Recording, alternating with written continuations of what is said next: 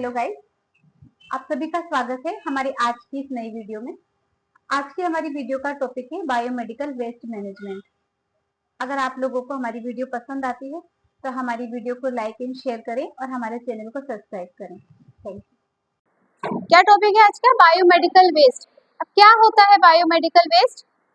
किसी भी हॉस्पिटल में किसी भी डिपार्टमेंट से निकलने वाला वेस्ट, ठीक है, किसी भी डिपार्टमेंट से निकलता है, चाहे वो फार्मेसी हो, चाहे वो लेबोरेटरी हो, या अदर जनरल वार्ड हो, या आईसीयू हो, एनआईसीयू हो, कहाँ से भी जो वेस्ट निकल रहा है उसको हम बोलते हैं बायोमेडिकल वेस्ट, ठीक है।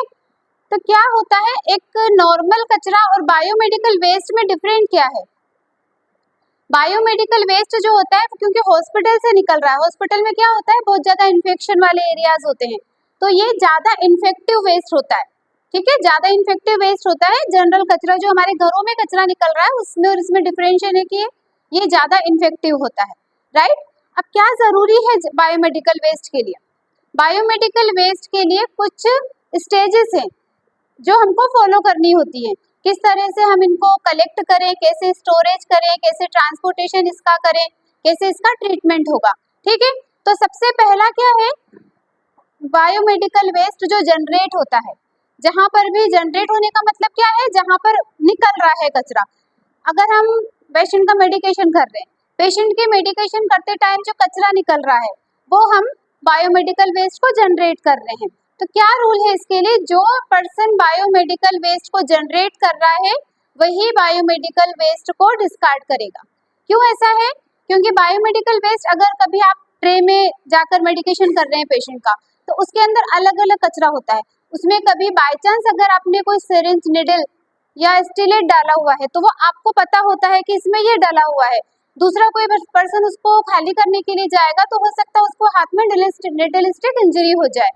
तो निडल स्टिक इंजरी से बचने के लिए क्या काम कर सकते हैं हम लोग कि जो बायोमेडिकल वेस्ट को जनरेट कर रहा है वही उसको डिस्कार्ड करें, राइट। ये चीज समझ में आ गई?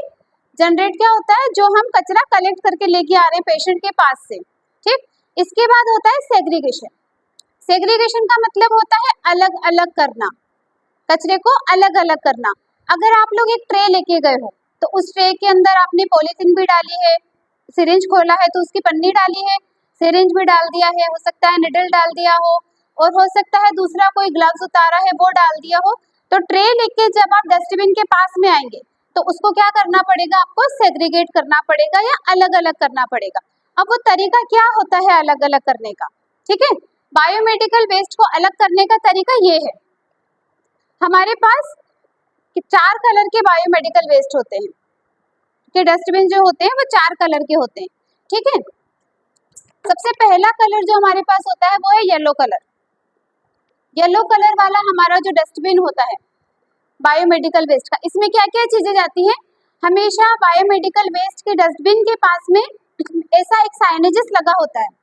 इस साइनेज में आप पढ़ सकते हैं कि कौन से डब्बे के अंदर क्या जाना है, हिंदी और इंग्लिश दोनों लैंग्वेज में हमारे पास अवेलेबल होता है, ठीक है।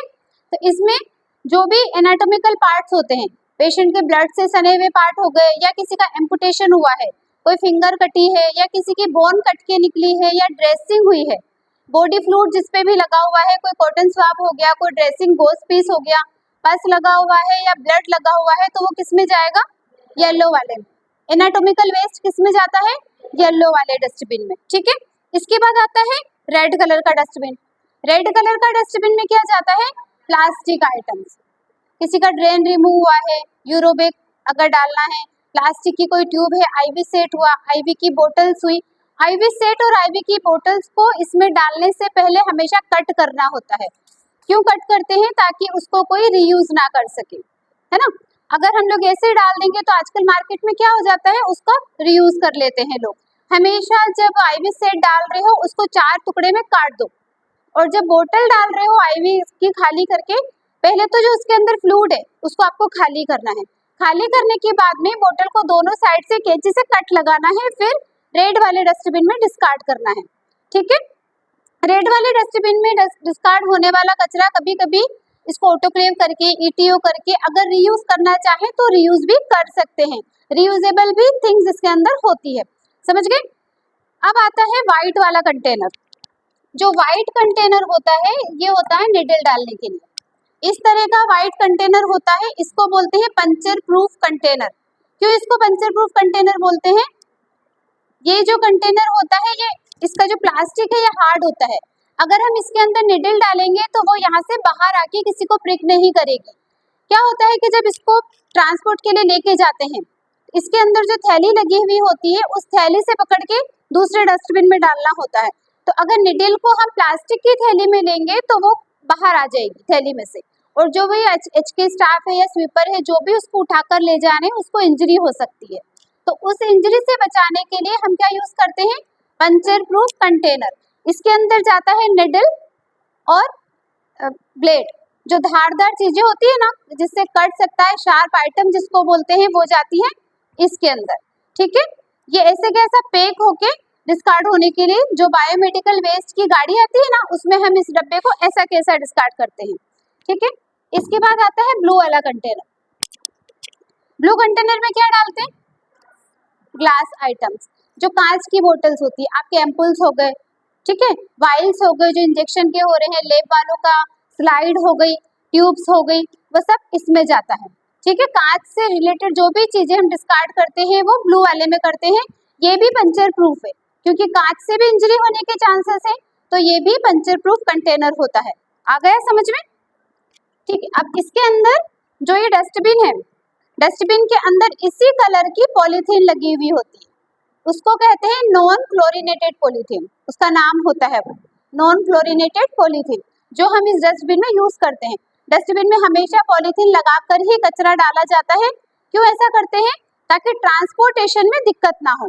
ठीक है, सेग्रीगेशन हो गया। ये एक वाइट डस्टबिन होता है जिसको जनरल वेस्ट के लिए यूज किया जाता है। पेशेंट का खाना हो गया, पेशेंट की पानी पीने की बोतल हो गई, पेशेंट का कुछ भी कचरा उसको डालना होगा तो वो किस में डालेगा? जनरल वेस्ट में। ठीक है, इसको जनरल वेस्ट के लिए यूज किया जाता है। अब हो गया, अब है स्टोरेज। स्टोरेज कैसे करना होता है बायोमेडिकल वेस्ट का?